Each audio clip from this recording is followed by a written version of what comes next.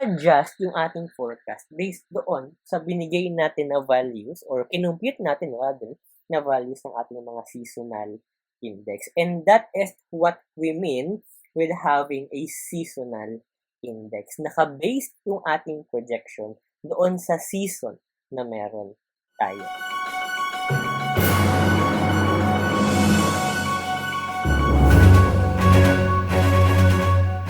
Good day everyone. So how are you? I hope you are all well and doing great.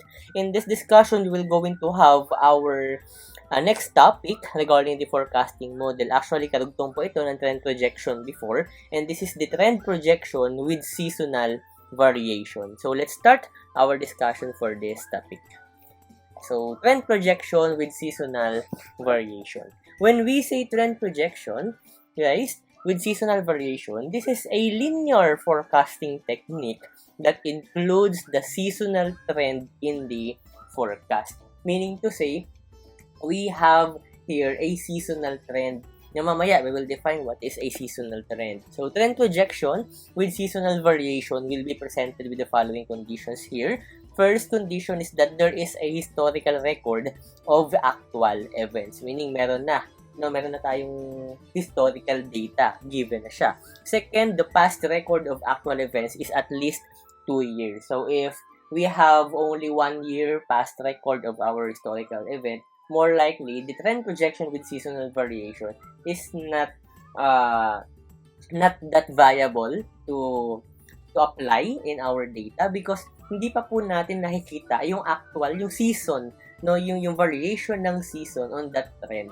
Kasi nga, wala pang 2 years, 1 year pa lang. And that is, kumbaga sa statistics, that is not enough data na para makita mo na kapag January or February, mataas yung sales or mababa, hindi siya enough to support yung variation ng season natin. Okay? For the third, there is an apparent trend in the figures over time. So, there must be a trend. Next, there is an apparent trend in the figures across seasons. Okay? So, for the formula ng trend projection with seasonal variation, we have actually two formula. The first one is all about the seasonal index. When we say seasonal index, this is 2-year average divided by the 12-month average. So, that is the formula for our seasonal index. For the second formula, this is the main formula actually, because the trend projection with seasonal variation, what we're going to do here is just to adjust the forecast na nakuha natin on our previous topic regarding trend projection only. Okay? That's why it is called adjusted forecast. And by the formula, adjusted forecast is equivalent to the 12-month average of the original forecast. Again, 12-month average of the original forecast multiplied to the monthly seasonal index na nakuha natin using our first formula per month. Okay? Wherein, yung nababasa niyo po dito na 12-month average of the original forecast, that is the summation of the original forecast over N. Ano yung original forecast? Ito po yung na-forecast natin before on our previous discussion regarding trend projection only, yung wala pang seasonal variation. And again, trend projection is just the same with our regression analysis. Okay? So, divided by N kung ilang months sila. In our case, that is 12. Okay? So, what is seasonal index? Ito kanina pa natin sinasabi. Ano? What is seasonal index? Seasonal index, guys, is a measure of how a particular season through some cycle compares with the average season of that cycle. For example, sa season natin, September, October, November, December, yung mga Burr months, no, kamusta nagpe-perform yung sales ng isang company on that month? Okay? That is a season. Mataas ba or mababa ba? Versus sa mga months like March, April, May, yung summer, no, mataas ba or mababa ba? That is the seasonal index. So, basically, around 1 yung average niya. Kasi average lang naman ito. So, titingnan natin, ulitin ko po, no, how a particular season through some cycle compares with the average season of that cycle or on that entire cycle. So, average. So, more likely, yung gitna po is 1. If nakuha nyo is 0 point something seasonal index, sinasabi niya lang, gusto niya lang sabihin, na on that season, mababa yung historical data na meron tayo, kung ano man yan, kung sales man yan, or profits man yan, o kung ano man yan, yung mas mababa compared to average. If 1 point something, that basically means no higher than the average. That is the seasonal index. Okay? Now, balikan natin. Time series components, again, we have trend, cycle, seasonal pattern, and trend with seasonal pattern. So, now we are talking all about seasonal pattern. Ito po yung tinutukoy ko kanina. Kaya hindi rin natin pwedeng i-allow yung historical data na 1 year lang. Kasi hindi mo pa masasabi agad-agad na every January ba talaga mataas or mababa. Kasi nga 1 year lang tayo. No, kaya at least 2. Kaya po, ayun yung tinutukoy natin seasonal pattern. Hindi ko na siya i-define, no, isa-isa dahil we have already defined each of the difference ng mga time series components na to on our previous topic. Okay? Now, let's have our example problem. So, our problem here is all about the Del Monte ketchup. Our 6th problem regarding Del Monte, we have said here that George, the marketing manager of Del Monte ketchup, wants to include the effect of seasonal trend in the forecast of the monthly sales for next year. He thinks that there is a linear trend of the monthly sales over time with variation due to the seasons based on month over the last 2 years. Guys, take note, no? He thinks that there is a linear trend. Actually, napatunayan natin ito before. Before tayo nag-forecast using the trend projection, ang ginawa natin is grinaph muna natin siya, yung actual data na meron tayo, yung hindi pa siya na lalagyan ng any computations, yung raw data. No, ginaph natin and it seems like there is an increasing trend. So, hindi pwede na i-apply si trend projection or even this trend projection with seasonal variation if and only if nakita natin doon sa ating raw data na walang trend either increasing or decreasing na nangyayari. If that is just ranging, hindi po ito applicable. Okay? So, he was able to gather more data on the monthly sales. Last year, the sales for the month of January is $16,000. February is $11,000. March is $15,000. April is $16,000. May is $15,000. June is $25,000. July is $21,000. August is $24,000. September is $24,000. October is $19,000. November is $20,000. And lastly, we have December, which is equivalent to $25,000. The figures are summarized in the table on the next slide. The question now is, what is the forecast on the monthly sales next year? Okay? So, here we have our data. As you can see, ito lang yung ginagamit natin before sa mga nauna nating topics. No, itong this year, 8, 15, 17, up to 29. But since we have a limitation nga sa pag-apply ng trend projection with seasonal variation, wherein we need at least 2 years, 2 past years, no, as our historical data. That's why meron tayong another column dito, no, which is the data last year or their sales last year. Monthly rin ito. Okay, so let's start our computation. Actually, I have prepared a Microsoft Excel para mas mabilis ang ating computation. So, punta tayo. No? Let's go to our Microsoft Excel. Okay? So, here we are on our Microsoft Excel. As you can see, I have prepared the table na kakailanganin natin. No? The given, the month, the last year, and the data or the values or the sales this year. So, we have here the 2-year average, the 12-month average, and the seasonal index. So, kailanganin po natin sila because if you're going to look on our formula, ayun yung mga meron tayo. Una, kailangan po natin isolve ang ating seasonal index. And here, our formula for seasonal index is again, the 2-year average divided by the 12-month average. So, para makuha ang 2-year average, of course, let's average this previous 2 years sa data na meron tayo, of course, per monthly yan. Okay, and copy and of course, paste.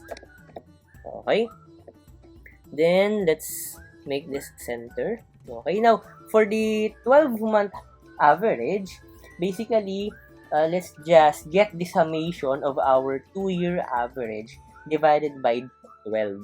Okay, so summation natin ito. That is 233 And of course, divided by sa 12.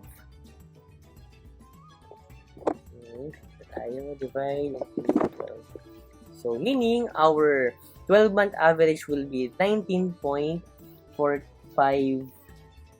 or simply 19.46. Okay, so, copy natin yan dito. And of course, i-lock natin, no? Para hindi siya ma-adjust if ever na i-copy-paste natin. Drag natin pababa. Ayun. So, our 12-month average is again 12.45833. Now, for the seasonal index, based on our formula, that is the 2-year average divided by our 12-month average. So, enter, copy, and paste up to the month of December. So, ito na po yung ating mga seasonal index. As you can see, pinakamataas sa seasonal index natin is the December. So, 29 and 25. The average is 27. Again, no, when we say 0 point something na seasonal index, that means below average yung kanilang mga sales during these months. Actually, those months are from January up to the month of the May. Now, if we have 1 point something, no, higher than 1 as seasonal index, this actually means that our data or our sales on this periods or in this months is actually greater than the average. So that is our seasonal index. Okay? Now, for the adjusted forecast, we need to have our adjusted forecast. So, meaning, let's have another column here for the adjusted forecast. Let's merge adjusted forecast. Oops, copy na lang natin to para makopy rin yung font style, no? Adjusted forecast. And of course, the borders. Okay. Now, for the adjusted forecast, let's go to our formulas. It says here that the adjusted forecast is the 12-month average of the original forecast multiplied to our monthly seasonal index. Ano po yung sinasabi yan? No, the 12-month average of the original forecast is equal to the summation of original forecast over n. Ngayon, ano yung tinatawag na original forecast? Diba, we have our previous topic regarding trend projection only, yung walang seasonal variation. So, yung na-forecast natin doon for the next year, ayun po yung i-adjust natin. Ayun yung tinatawag na original forecast natin. So, let's go to our Excel and let's average that dahil kakailanganin natin yun para i-multiply sa ating monthly seasonal index, and that will be our adjusted forecast for the next years. Okay, so dito na tayo. No, this is the trend projection. Ito, I hope naalala nyo pa, no? Ito, let's average this. Okay, let's average January up to December. Ito po ang ating gagamitin as multiplier to all our seasonal index. Okay, paano? Ito po. No, ito, multiplied on the previous Excel worksheet. Click and F4 para hindi siya maurong, ma-lock natin, then enter. Then copy and paste up to the month of December. And this will be our adjusted forecast. Ito po ng mga numbers na to. All of these are in $1,000. Lagay natin para inform kayo. $1,000 siya. Meaning, 14,300 something, 26,000 something dollars. Now, this will be our forecast. Okay?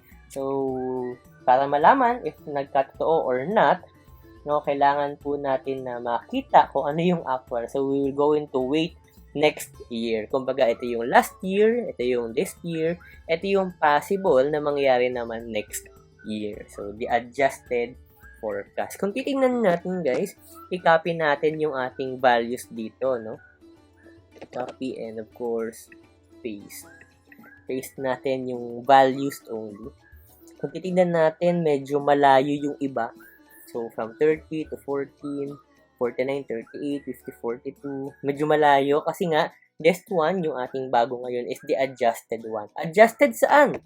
No, adjusted po sa ating based sa ating seasonal index. Okay, so let's try. No, gawin natin na i-graph sila. Graph natin ito, copy natin ito, dugtong natin dito, 'di ba? Ito yung base year. Copy. And i-copy din natin ito. Let's see kung anong itsura ng magiging graph natin. Okay? Yung adjusted siya with seasonal index. Oops, wala. Highlight and copy. Highlight and paste. Values. Okay. So, ito, copy and paste din natin. This is the last year. This is this year. And ito naman yung projected natin next year. So, let's try na i-highlight ito. And of course, let's make a graph. Line graph lang naman. Insert, line graph. Ito. Okay. So, actually, somehow, mas okay siya. No, itong naging data natin, hindi lang siya linear. Lagyan ng title. Del Monte. Okay, so ito, projections. Del Monte Ketchup, sales projection.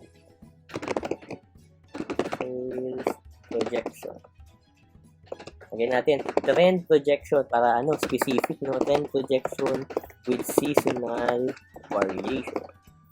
O, diba? Kung titingnan nyo dyan, ang ating forecast dyan is not the whole graph, baka malito kayo. Ang ating forecast dyan is only from this point up to this point hanggang sa December. Okay? Ayun po ito po ang ating magiging forecast for the next year. Kung titingnan ninyo, yung seasonal variation dyan, check natin. Every time na magja-January, ang baba. Ang baba nito. Tapos yung 2nd January, mababa. Yung 2nd January, mababa din. No? And yung December, actually mataas. 1st December, ito. Yung mataas. Tapos, ang next naman is ito. Ano ba to? Nasaan yung January? Ito. December. No? And the last one is December. Nag-a-adjust yung ating forecast based doon sa binigay natin na values or kinumpute natin na values ng ating mga seasonal index. And that is what we mean with having a seasonal index. Naka-based yung ating projection doon sa season na meron tayo. Okay, so that ends up our discussion regarding the trend projection with seasonal variation. I hope you guys learned something from this discussion, and thank you, of course, for being with me on this topic. See you again. Keep safe always now. See you on our next discussion. Goodbye, everyone.